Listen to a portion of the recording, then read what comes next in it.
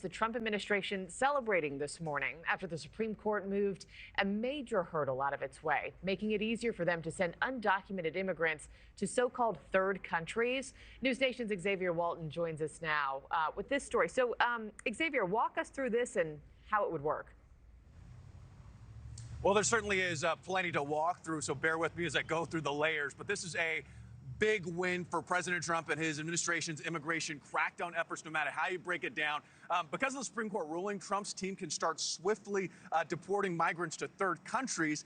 DHS spokeswoman Tricia McLaughlin reacting to the news on social media, writing, quote, fire up the deportation planes, and saying DHS can now remove illegal aliens to a country willing to accept them. The Supreme Court was divided in its ruling 6-3, with all three liberal justices dissenting.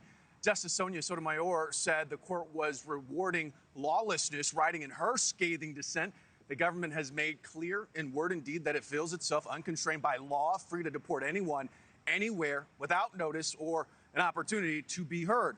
Now, all of this stems from a ruling by Boston District Judge Brian Murphy. This was back in April that said no one who is in this country illegally can be deported to a country they didn't come from without due process. They must get a chance to argue the deportation if it would put them in danger, even if they have exhausted all of their legal appeals. The judge found President Trump violated his order back in May when the administration deported 8 men convicted of serious crimes in the U.S. to South Sudan, a country being torn apart by civil war. But DHS argued because the migrants' home countries won't take them back, the U.S. has the right to deport them to a third country.